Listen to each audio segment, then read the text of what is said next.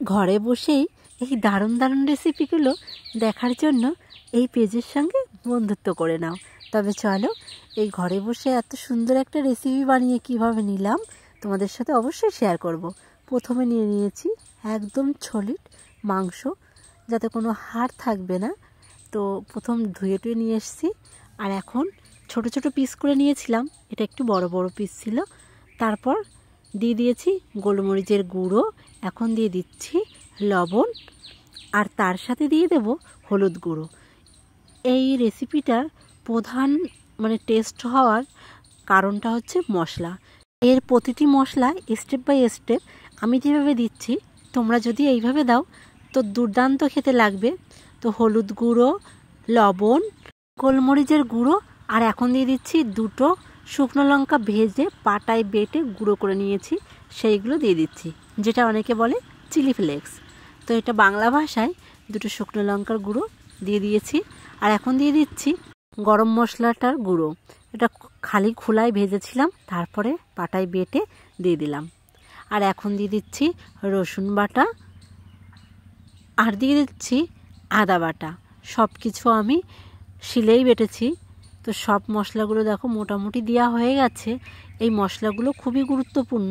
এখন দিয়ে দিলাম একটু ভিনিগার। তোমরা ভিনিগারটা বদলে লেবুর রসটা দিলেও হয়, কিন্তু ভিনিগারটা দিতে পারো, ভিনিগারটা দিলে খুবই ভালো হয়। আর এখন সবগুলো মশলা মোটামুটি ভালো করে চিকেনের সঙ্গে আমি মাখিয়ে নিচ্ছি। এরপরে বাদবাকি যে মশলাটুকু দেব সেটা পরে দেব।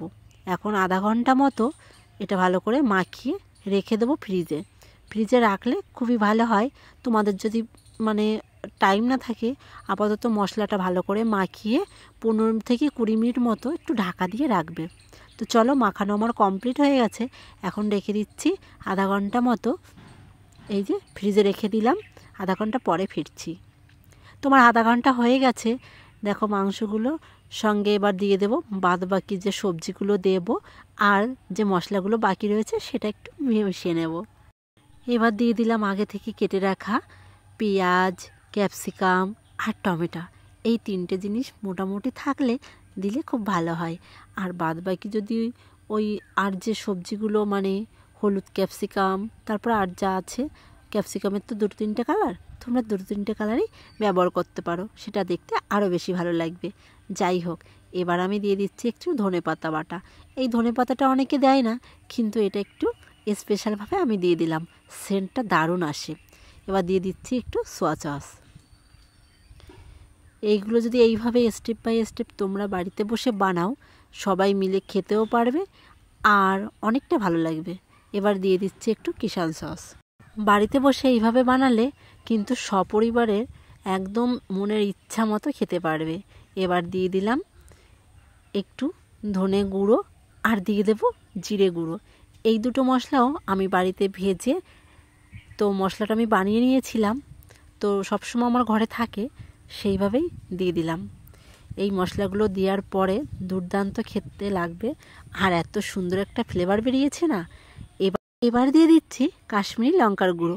অনেকে ফুড কালার ব্যবহার করে হোটেলে, রেস্টুরেন্টে, তো আমি দেব না, কারণ ফুড কালারটা দেওয়াটা ঠিক হবে না। ওই জন্য বাড়িতে বসে খাচ্ছি, তো কালারটা আনার জন্য কাশ্মীরি লঙ্কার গুঁড়ো যথেষ্ট। এই যে দেখো সবগুলোর সঙ্গে ভালো করে চিকেন মশলা আর ক্যাপসিকাম, টমেটো, পেঁয়াজ এইভাবে মিশিয়ে নিচ্ছি। তো এবার লাস্টে একটা জিনিস এখনও অ্যাড করতে বাকি আছে। এখন এই যে দিয়ে দেব 2 চামচ মতো টক দই। তোমাদের চিকেনটা যতটা হবে ঠিক সেই অনুযায়ী তোমরা এই টক দইটা দিয়ে দেবে। তোমার মাখানো কমপ্লিট হয়ে গেছে টক দইয়ের সঙ্গে।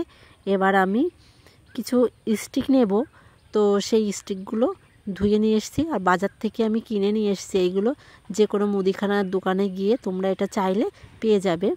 সাইজেরও আছে, এর থেকে বড় সাইজেরও আছে, কিন্তু বড়টা আমি যেহেতু পাইনি, তাই মোটামুটি সাইজের যেটা সেটা আমি নিয়ে এসেছি।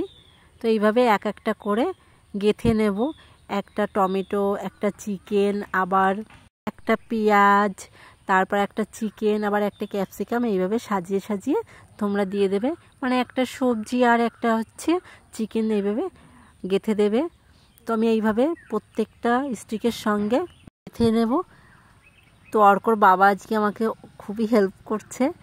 তো যাই হোক, পুরো স্টিকে আমার গাঁথা হয়ে গেছে চিকেন আর এই যে এই ক্যাপসিকাম, পেঁয়াজ, টমেটোগুলো দেখতে অসাধারণ লাগছে, কালারটা দুর্দান্ত এসছে।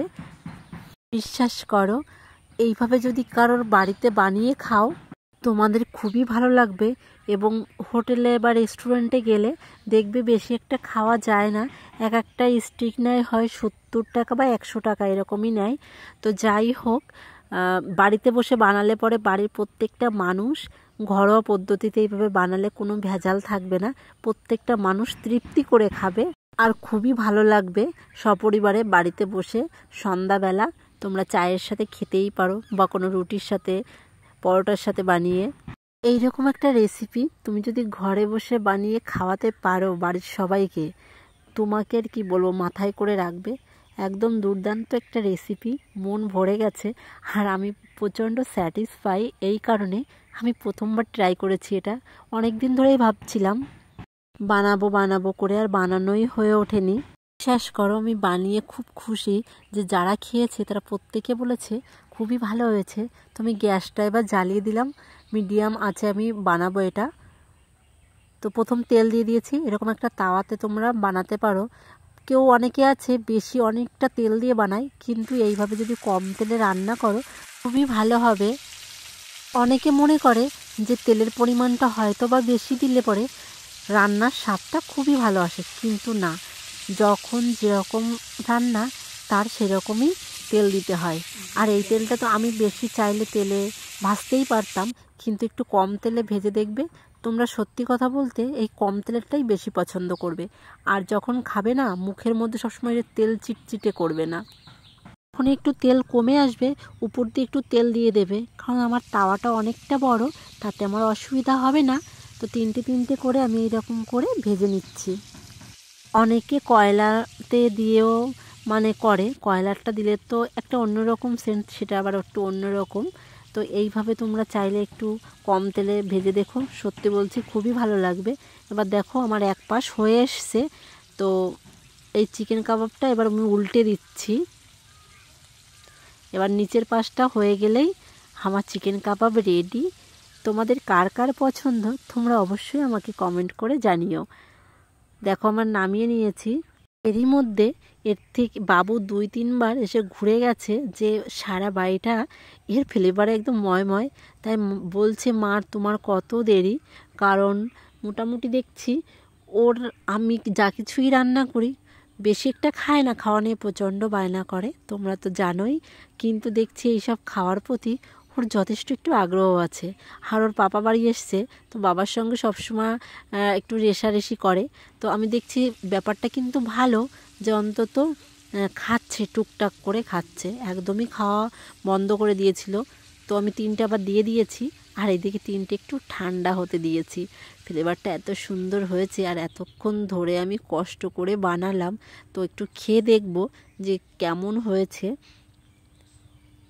একটু ঠান্ডা হোক আর এদিকে এটাও হতে থাকুক। দেখো, চলো একটা খেয়েই দেখি যে কেমন হয়েছে। আর দেখো টমেটোগুলো, ক্যাপসিকামগুলো কিন্তু পুরো আমার হয়ে গেছে। তো দারুণ হয়েছে, টমেটোটা মুখে দিলাম, একদম মানে দারুণ দারুণ।